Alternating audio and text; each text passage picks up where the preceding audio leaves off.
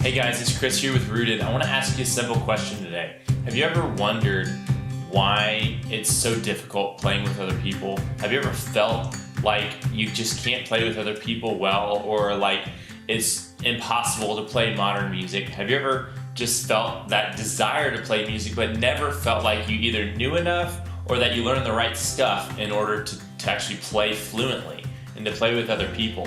And like you're never gonna get to experience that community aspect of playing with others that maybe you crave so much. Well, I want you to know I felt that exact same way. When I was growing up, taking piano lessons from the time I was 6 until the time I was about 15 or 16, I really experienced that exact same feel and that exact same emotion. As I was growing up, I learned how to read sheet music, and I was really fluent at reading sheet music. I was a great sight reader, and I could play almost anything that you put in front of me per my level. And it was awesome that I could do that. I learned so much about music. I was getting to be a great, really good piano player. But one thing I didn't ever get into, and that my teacher never really got into, was the whole aspect of chord charts and playing with other people in modern music, and how to apply what I knew in sheet music to this stuff. And there was just a massive disconnect. It was like I was trying to jump from one cliff to this other, and there was this wide expanse in between, and there was no way I was going to be able to get over there. And so I needed somebody to help me build a bridge to be able to walk from here to here.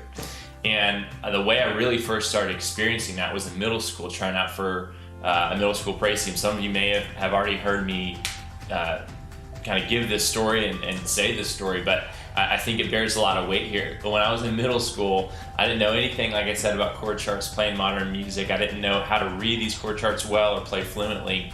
And I got into a tryout, and I asked for the full-on sheet music of this worship tune. I don't even remember what it was. And the guy just kind of, the director of the worship team just kind of looked at me funny. He didn't quite expect to hear that, I don't think. Because he just expected everybody to come in knowing national numbers or knowing how to read chord charts, and having to be a pretty easy process. And the thing that made it worse is the person alongside me who was trying out for piano in the praise team, my same age, knew all those things. So it really put me at a disadvantage. I was really humbled in that moment. And honestly, right then, I went home, and my dad's a piano teacher. I said, "Dad, can you teach me how to play chords?" I just was like, I've got to know this. I've got to learn how this works. And when he started teaching me some things, he taught me for a brief season about a few things. But when he started going into it, I honestly felt like it was another language. I had no earthly idea what in the world he was talking about when he was talking about putting multiple notes together based on one letter or based on one number. And it made no sense to me. And that's the feeling that I'm sure a lot of you have.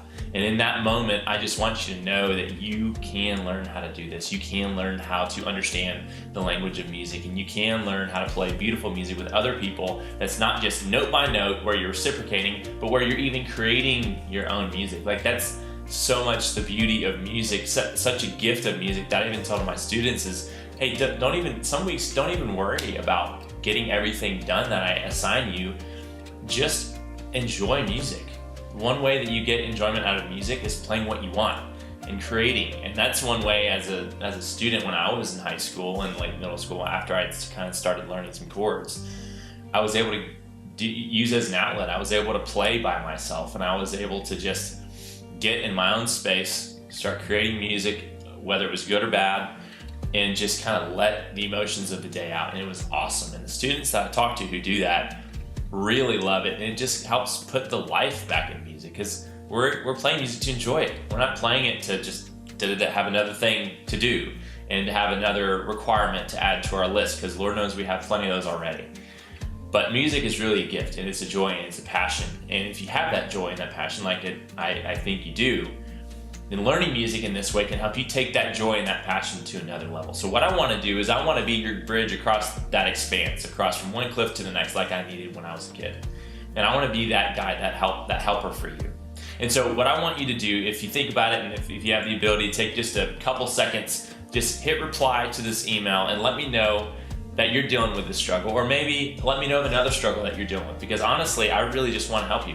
I would love to help you think through and come up with a plan of action for ways that you can beat that struggle. One of the ways that we can overcome struggles and overcome tough times is by having a plan of action. If we never actually create one, nothing's ever going to get done. We're going to keep doing the same cycle and the same approach unless we're intentional and have intentionality. And so I want to help you have that intentionality, and I also want to help you in specific categories become better as a musician. And so I would love for you just to hit reply on this email. Just take a couple seconds. You can do a voice memo if you want to and send it to me. You can voice dictate your email if you don't have a lot of time, if you're on the road. Maybe don't do it while you're driving, but pull over for a second and hit me back with an email. I really would love to hear from you because I love getting to hear from my students, and I really want to be that guide and that helper for you.